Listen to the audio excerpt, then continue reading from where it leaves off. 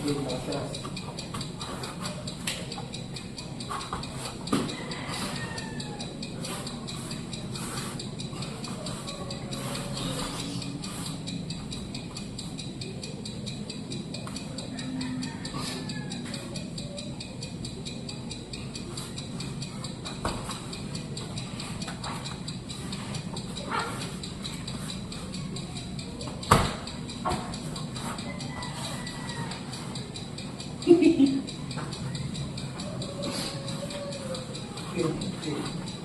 Yan, yan, diba?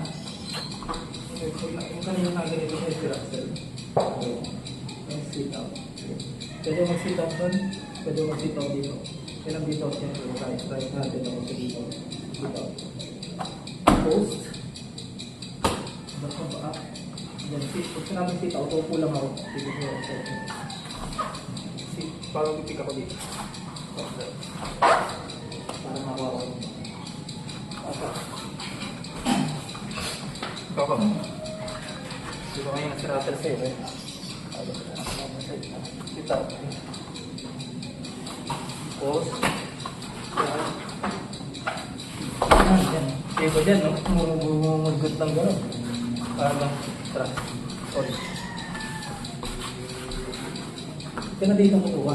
Pag ganito, pag ganyan sit out agad yan. Okay? Tapos, nakasama ng pick. Kaya ba niya mumungod-god sa mating mukha? Ito yung movement yan. Kaya tayo nagagamit ng movement ko dito. Ito yan.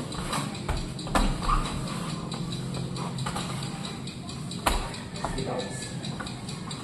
Kung nasa turtle ka, kasi mo nasa back ka.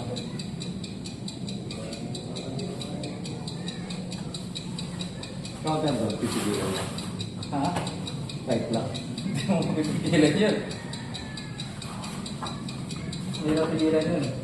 Ang ano doon, ang depends doon, sabihan mo yung sit out niya na sit out din. Pag sit out mo, sit out din ako. Kasi pareho tayong nakaganon yung pinamon. Sit out din. Kaya di ba? Sit out ako. Sit out ka doon. Dapat sabay tayo mag-sit out na. Malakaral lang.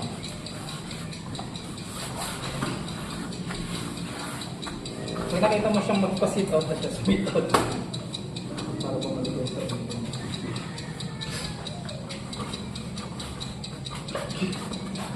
Kaya may ganun pa. Kaya naiwan. Ganito ang makakamatak.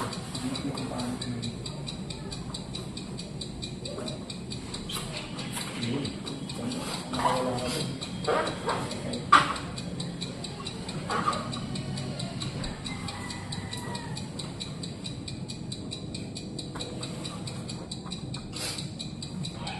Dati sit out na yun, yung ginagawa ko. Bago daw.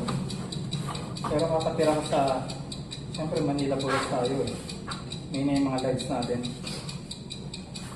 Pagtira ko ng Baguio, so sobrang tagal ko rin. Tapos lagi lang naglalakad. Pumunta sa gym, pumunta sa school. Kaya naglalakad yung lives ko. Nawala yung mga alay ko dito. Kaya, ano na ako? Yung wrestling. Kaya nandito ko lang sa Manila. Sabi, ang hina nandito.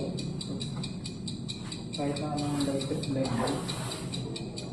Baguio talaga. Uphill. Yan.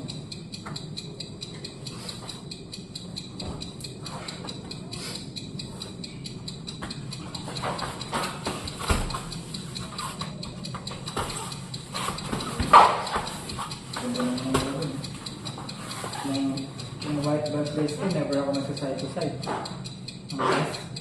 Talagang isa lang nagaan, dito lang. Awkward sa akin yung patilang side.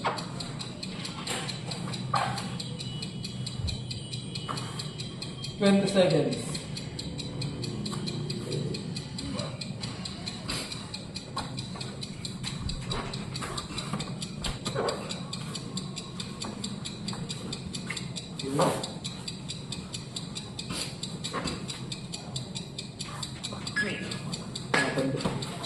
Nalaban ko. Mas training ka rabi, laba kapag nilabang kita, masayang sa iyo yung 1,500.